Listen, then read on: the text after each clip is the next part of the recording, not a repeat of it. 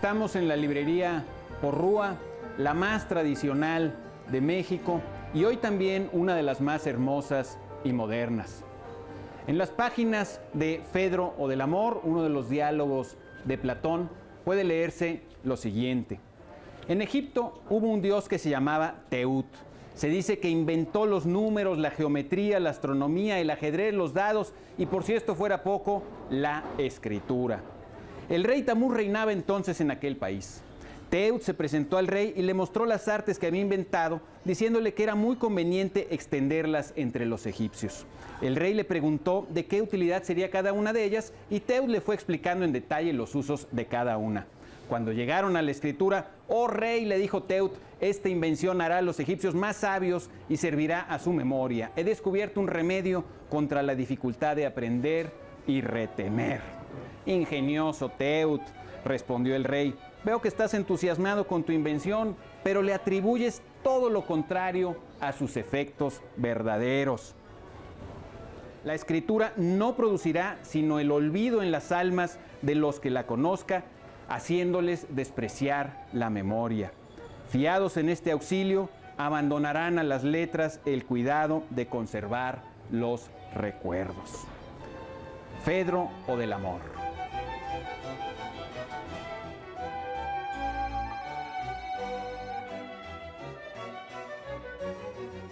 Muchas de las conclusiones a las que llega Platón en su filosofía no me gustan en absoluto, pero hay que reconocer su capacidad para tocar y para despertar los problemas importantes de la condición humana, el bien, la belleza, la verdad, etc.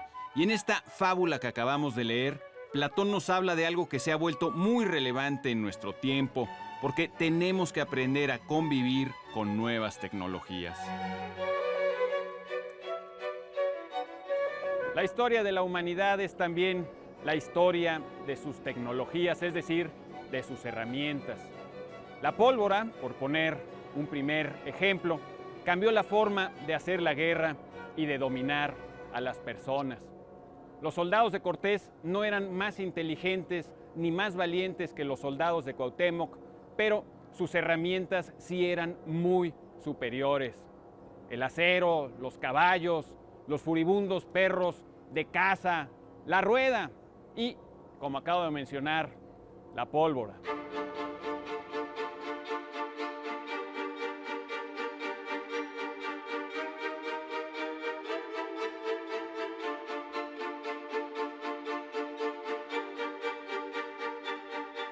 Si queremos entender y ampliar las capacidades de las personas, no nos podemos detener, como hizo el pedagogo Jean Piaget, en el desarrollo supuestamente natural de las facultades intelectuales de los individuos, o en su IQ, o en imágenes escaneadas de lo que ocurre con sus cerebros en funcionamiento.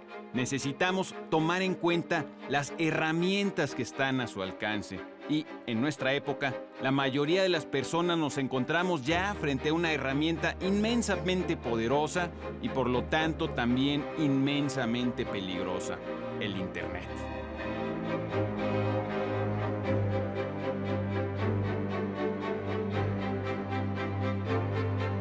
La experiencia histórica nos dice que ninguna nueva tecnología ha sido adoptada y se ha vuelto popular sin que arroje grandes beneficios, pero también sin que implique riesgos y pérdidas. La máquina de vapor, por ejemplo, permitió a Inglaterra acumular una riqueza sin precedentes, aumentó muchísimo la productividad e inauguró la Edad Moderna. Pero la máquina de vapor también desplazó a millones de personas de sus tierras y destruyó innumerables talleres artesanales.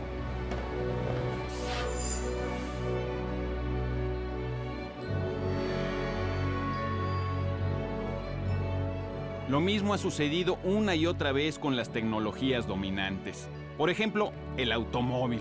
Sus ventajas sobre el caballo en términos de movilidad, limpieza, economía son innegables. Pero no podemos olvidar que cada año mueren más de 1 millón de personas en todo el mundo por los accidentes automovilísticos. México es uno de los países más peligrosos para los automovilistas y para los peatones. Cada año mueren en nuestro país 24,000 personas en accidentes viales y casi 40,000 personas más quedan discapacitadas. Además de sus riesgos, el uso masivo del automóvil también entraña otras pérdidas. Las personas caminan menos, tienen peor condición física, más enfermedades cardiovasculares y muchas ciudades han cedido parte de su belleza y majestuosidad para dar paso a calles, avenidas, estacionamientos y pasos a desnivel.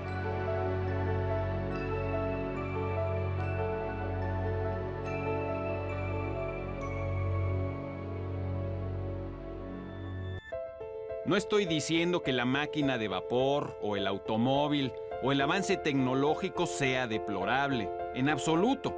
Lo que estoy diciendo es que todo avance tecnológico tiene sus riesgos y sus pérdidas.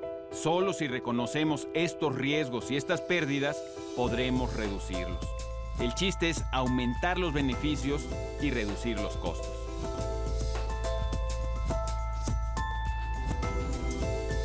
Por eso leímos un fragmento del Fedro al principio del programa. La escritura alfabética ha sido una herramienta esencial en nuestro desarrollo. Gracias al alfabeto, los griegos pudieron inventar la historia, la biología. Gracias al alfabeto hemos podido acumular conocimientos y diseminar información e ideas como difícilmente podríamos haberlo hecho de otra forma. El alfabeto, sin embargo, ha tenido también sus costos.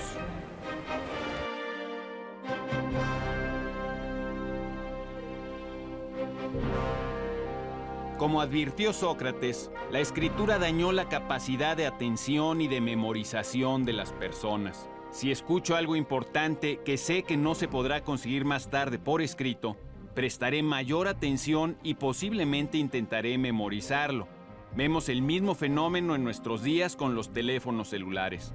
Antes la gente memorizaba muchos números de teléfono, de sus familiares, de sus amistades, de algunos negocios y servicios. Hoy en día hay mucha gente que ya no memoriza ni su propio número, algo impensable hasta hace pocos años. No memorizamos casi nada porque sabemos dónde buscar la información que necesitamos, información que hemos exportado fuera de nosotros mismos a nuestras computadoras, nuestros teléfonos e internet.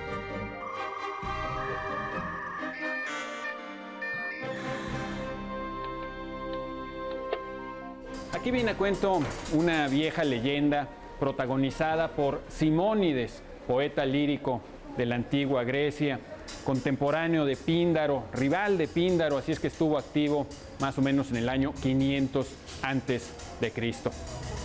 Como era costumbre en aquella época, a Simónides le encargaron componer un poema en elogio de un señor rico. Este señor rico era boxeador, así que Simónides compuso su poema y lo retacó de alusiones a Cástor y Pólux, los dioscuros hermanos de Helena de Troya, boxeadores ellos mismos y divinos protectores de todos los atletas.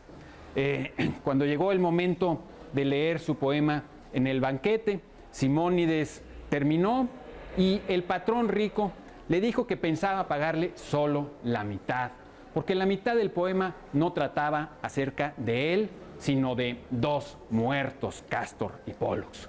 Antes de que Simónides pudiera contestar, tocaron a la puerta y Simónides salió de la casa.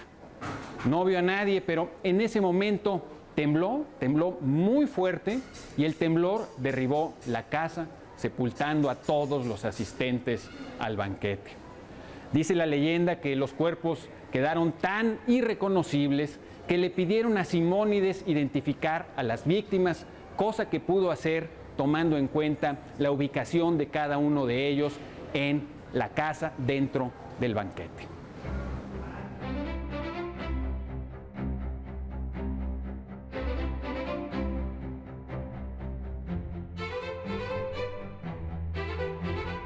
Este es el origen legendario de la técnica de memorización más empleada en la antigüedad y que se usa también en nuestros días en los campeonatos mundiales de memorización.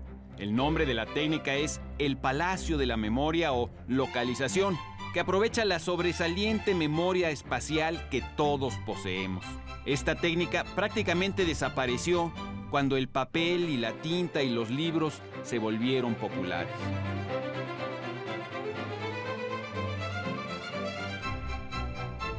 Pero dejemos a los antiguos y volvamos a nuestro tiempo.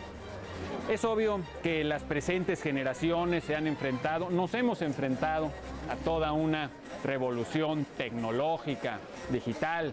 Cuando yo era chico no había computadoras por todas partes, no existían el internet, los smartphones, etcétera, etcétera. Lo que no está tan claro es que seamos conscientes de los riesgos que esto implica. De nueva cuenta, de lo que se trata no es de rechazar la tecnología, cosa que además sería ya completamente imposible, sino de que seamos conscientes también de sus riesgos y sus costos para que podamos disminuirlos al máximo.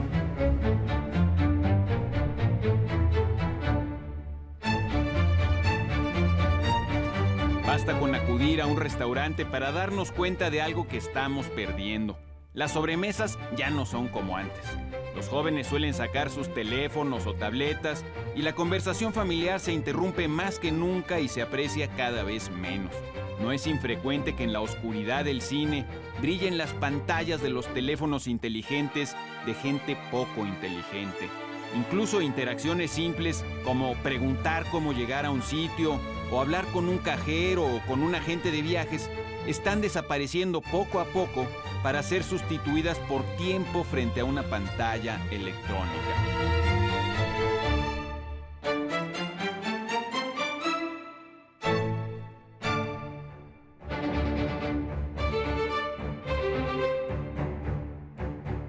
Los riesgos para la educación también son importantes. El Internet ha hecho de nuestra época la edad dorada de la distracción. Nunca jamás había sido tan fácil distraerse y nunca jamás había sido tan difícil concentrarse como en nuestros días. Los niños y jóvenes son quienes pagarán más caro esta dificultad.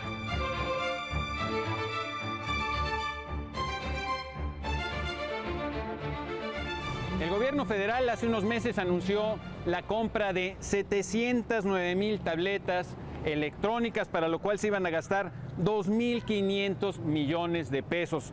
Estas tabletas serán entregadas o están siendo entregadas a los niños de quinto y sexto de primaria.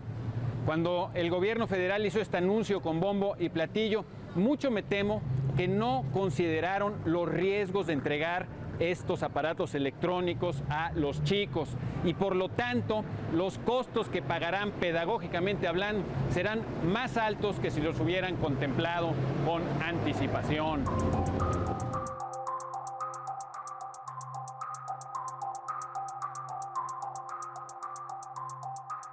La compra de tabletas es criticable tanto desde el punto de vista pedagógico como fiscal.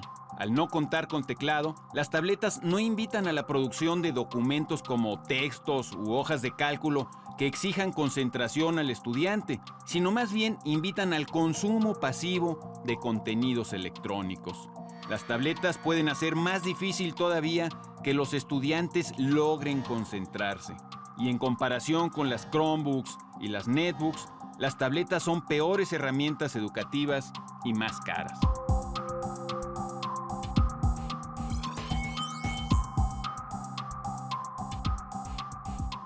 El gobierno federal pudo haber sido más atrevido y acaso más exitoso de haber optado por computadoras para armar como la Raspberry Pi.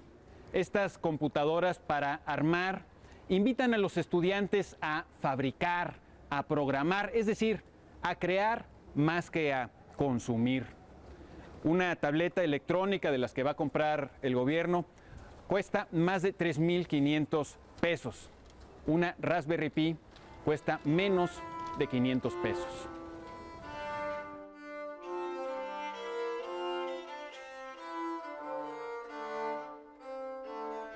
Vamos a terminar esta emisión con un epigrama de Simónides, el maestro fundador del arte de la memoria, en una versión de José Emilio Pacheco.